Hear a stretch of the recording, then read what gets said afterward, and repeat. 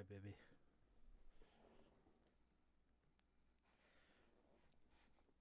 So, my wife is watching a K drama,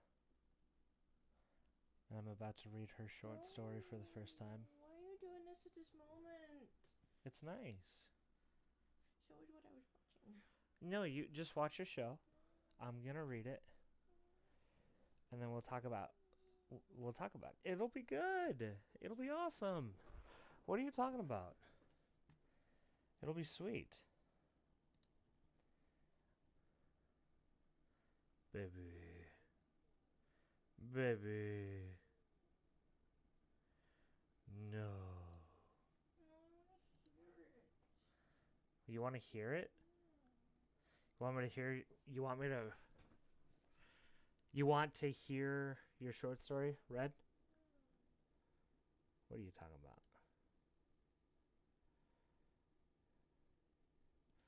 Hold on, I have to go to my stream manager. You should have picked a better spot on my show to do it.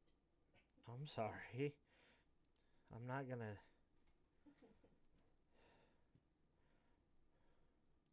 Maybe it's alright. I promise. I want to see if you captured the tone. Alright. So, can you give me the tone right now? I mean, there's just a lot of run-on sentences and things, so What do you mean? What do you mean by that? it's like reading Acts. Oh, the Acts. Okay. Yes. Acts of Apostles. Alright. Here we go. Okay. I understand what. Okay. Okay. We'll just start reading this. Okay? I love you very much. Just know that.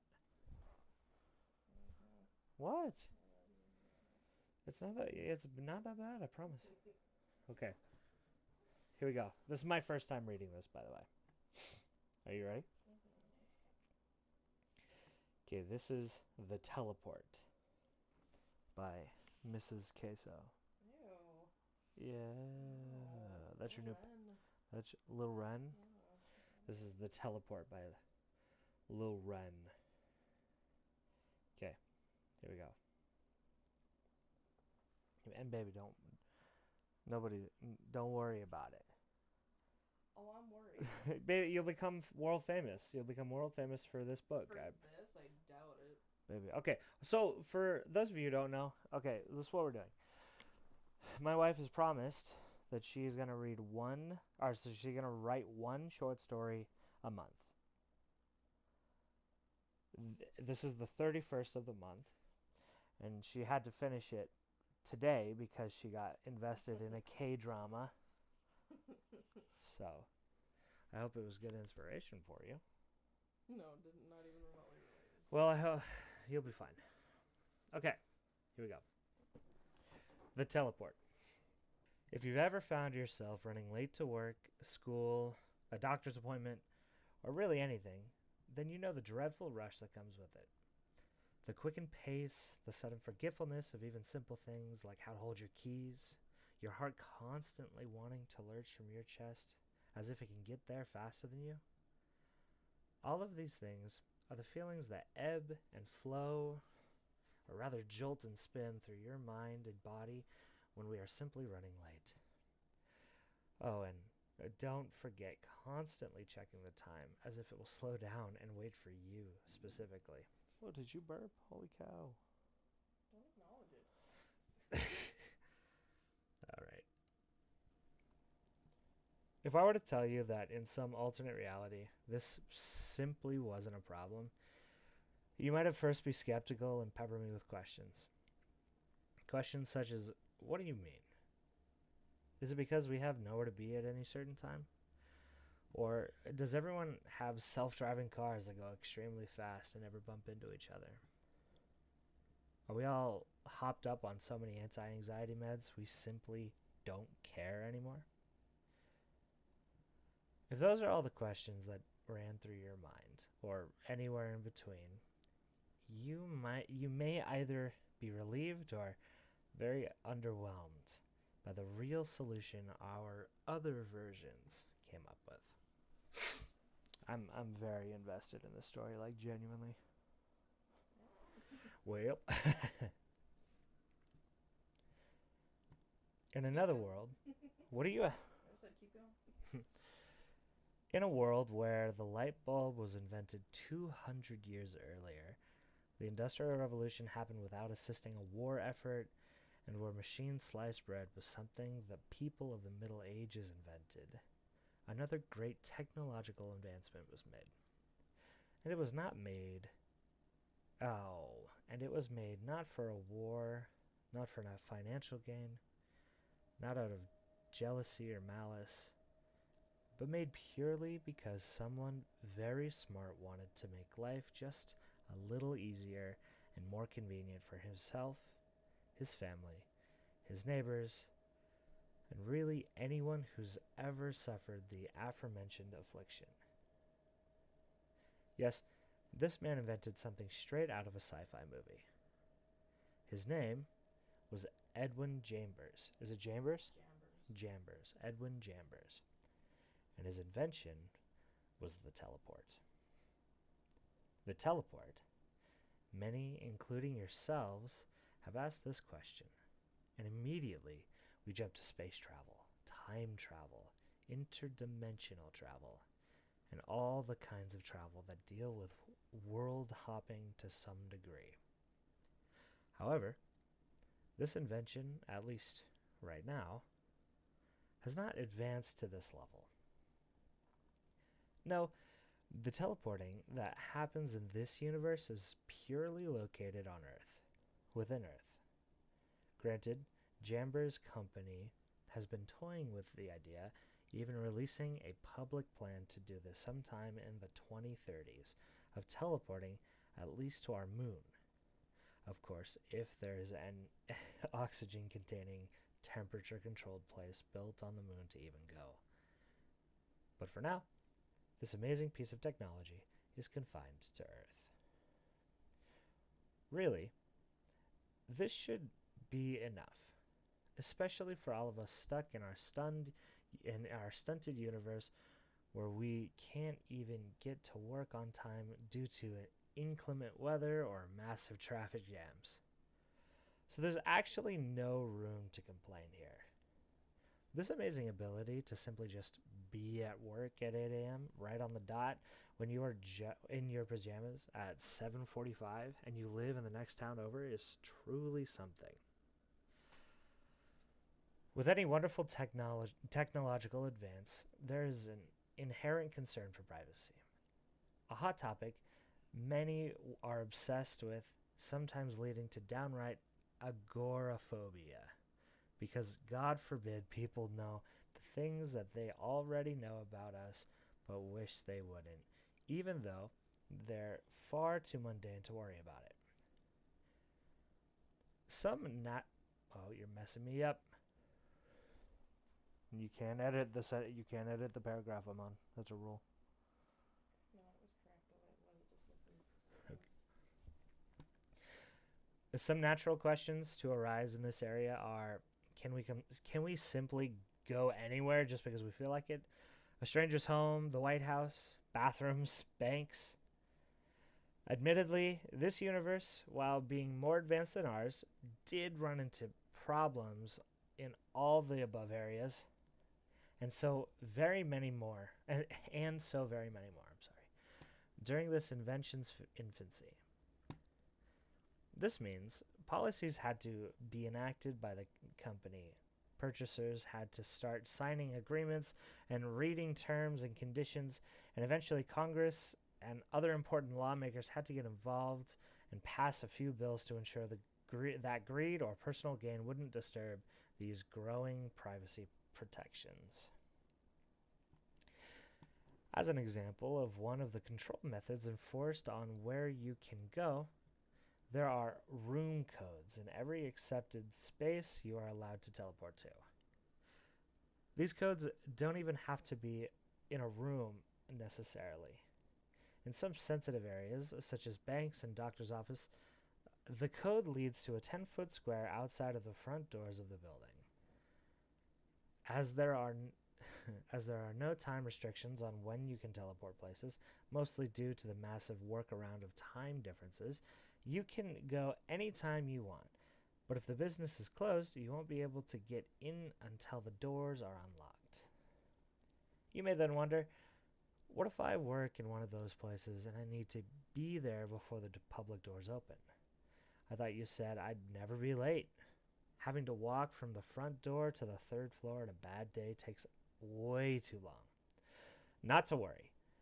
I told you we had this down. When you are employed somewhere, the days of giving out 100 key to all the employees who need them are over. Instead, you get a room code to the exact 10-foot square in the building your boss allows you in. Pretty nifty, right? So then, after all this talk of convenience and ease, what does this thing even look like? Is it a giant portal one needs installed in their home? Is it a bulky wristwatch? Is it a whole suit? Once again, innovation came through in this area. And since we don't have any technology even close to this in our universe, I'll try to speak clearly as I paint you the picture of how this thing even works. The science is way above me. I am definitely not Edwin Chambers, so I won't get into that too heavily, but I can absolutely tell you the basics. In short, it's a bracelet. You might be thinking about River Song's temporal manipulator from Doctor Who, or any other time, space, traveling watch like device. And while in the most basic principle they probably work very similarly, this bracelet looks quite different. For those men out there who wouldn't be caught dead in jewelry, take comfort in the rest of my description. It is put on as two slender silver bangles, seemingly soldered together. Once it is on your wrist, it either increases or tightens in size and shape to fit the contours of the individual wearer's wrist. Then, the two bands separate, leaving a translucent blue-hued sort of screen connecting the two in the middle. From there, it can initially be programmed to appear on the upper or lower side of the forearm, depending on how much you wish to rotate your arm to view the screen. The screen then can be programmed with a set of room codes for a quick dial, such as one personal bedroom, kitchen, garage, and then once more codes are obtained, work, grandma's house, Walmart, etc. And once you select where you want to go, you simply slide the bands back together, and in the blink of an eye, you're there. Now, the purpose of all this information, which has started to become more of an instruction manual, was to inform you that it does get better. Sometimes the answer to the hard times in life and stresses can be solved by getting to the root and starting with a simple change to something very small, such as being late. Surely over time, this will grow and change to accommodate other worlds and aliens, and all the other sci-fi things we dreamt about. But for now, its use is simple, and it's just to make things a little easier. We have enough to deal with. Transportation and the clock shouldn't be on that list. As a part-time resident of this improved reality, I am a proud daily user. While some may call this lazy or an excuse to procrastinate, I call it keeping up with the times and using the technology that's available to me. What's the harm in that? It's not like there's anything wrong with it, right? Right? Spooky. So yeah, I said it could be a start to something longer, or we could leave it at that. I really like that. I really like it a lot. Well, thank you. Like, it is... It's really good. You're right. It's a little wordy down here, I think. Just like, this is how it works. But you can't, it's not like you can really change that, Like, it kind of has to be that way. Mm-hmm. You know? And it sounds really good when it's read aloud. Like, it's meant to kind of read as not really a conversation, but like as someone explaining it to you verbally, Yeah. Yeah, I like it a lot. This was kind of an exercise in my first go at writing in second person. Second person. Yeah, because that doesn't get used a lot, where you're writing and you're always saying you know, instead of I or they. Yeah. And I like doing that, and I think it worked for this one. Yeah. That's what I had. That's what I did this month. I like it.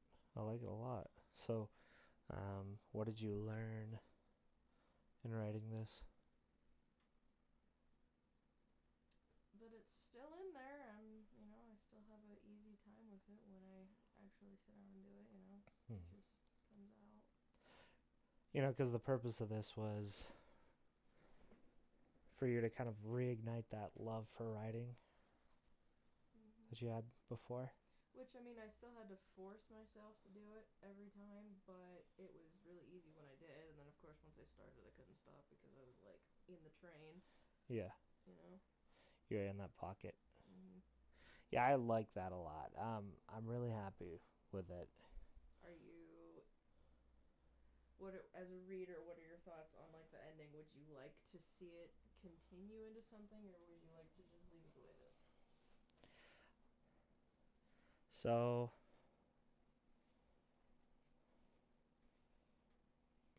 that's tough. Because, like, I really like how it ended. Mm-hmm. There's nothing wrong with this. There's, this can't go wrong, right? Right? Like, I really like that. I can definitely see the application for the next book being like a horror story of somebody like, they always talk about if you teleport to a time, you have to have it relative to Earth, because if you teleport back in time, it's not gonna, it's gonna put you in the middle of space somewhere, and it's not gonna put you on the Earth. I think that's a wonderful application for you opening up into like a different genre of writing, horror story of people getting teleported into space, and yeah, I currently have 0 ideas on where I want to go with that, but like I think there's a million different ways that it could go, and they're all really interesting. yeah. Do you have an idea of what you want to do next time? I did earlier today, but I don't remember what it is. I don't know. I'm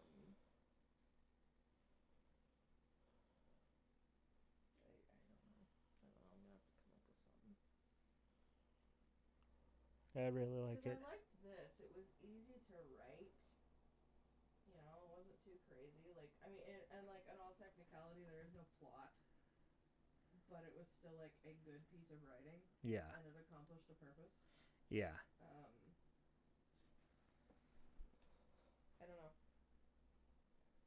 I definitely don't write a lot of, I don't know what you would call that, narrative, but I don't write a lot of narrative normally. I'm usually so wound up in dialogue with people that it was nice to just do narrative.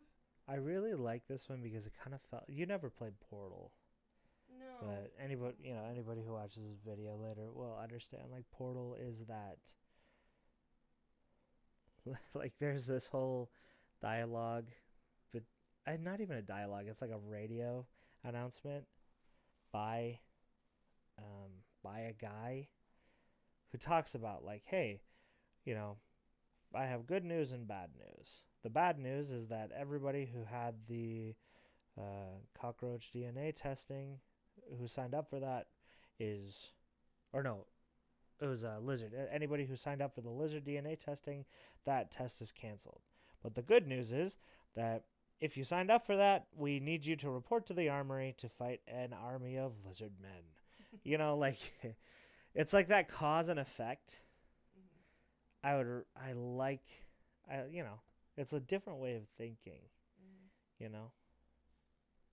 It's not quite just like your regular normal sappy love story, but I really enjoy just the way it happened. I have this bad habit. I don't know if it's a bad habit or not, but I have this habit of when I write anything like a little bit sci-fi-ish. I mean, I would classify this as that just because it's about a teleport. But I always have this bad habit of like crapping on current humanity. Like Yeah. this one, I'm like, well, this reality sucks because we're late all the time, but this other one's really good. Like in my books I've written, I'm like, aliens have it figured out because humans are stupid. Yeah, I think like that's totally normal. Like that's totally fine for you to just have that. Yeah, because I'm like, admittedly, we could do it better. We just don't. Yeah, yeah. I see what you're saying. No, I like it. I like it a lot. I think you know, I like that I threw in some fun vocabulary words, but nothing was like ununderstandable. You know, yeah. it was good. I'm really looking forward to next month's reading of is it what's your okay, this is an important moment for you. What is your official pen name? I don't know if I want it out there for the world. That's the purpose of a pen name. What? What's your official pen name? My official pen name is Mila Simpson. Mila Simpson? Okay, is that what you want that one to continue? Yeah, I mean it's been my pen name for many moons. Mrs. Queso. I don't know. You don't want Mrs. Queso? No, it's gross. Why? Because. That's insulting. So, Mila Simpson. Do you mind if I post this on Reddit for everybody to read? Ew, I guess. I'm curious what people think about the story, though.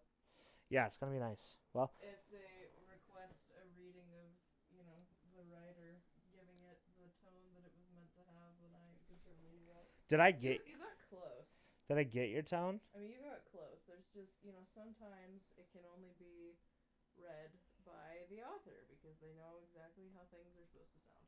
Yeah, that's fair. Because I wrote it a certain way in my head, and that's why those sentences work the way they do. So, like, if you don't quite know, like, the right cadence is the word for it, then it sounds a little funky. But that's okay. It was also your first time reading it, so, I can't be too harsh on you. Yeah, I suppose I'll release a video of like AI reading it properly. Ew. No, I mean like no, they actually have like cadence and modulation and whatnot now. Like all those stories that you hear me listen to, all the Reddit stories, all that's AI. It's not a guy reading it. But they sound monotone to me. A little bit. Yeah. We'll see. I'll have ChatGPT record it. I'll have to read it to you in my voice and see what you think of it. Yeah, read it to the rest of the world. Well, thanks for watching, everybody. This has been The Teleport by Mila Simpson, Mrs. Queso. Bye.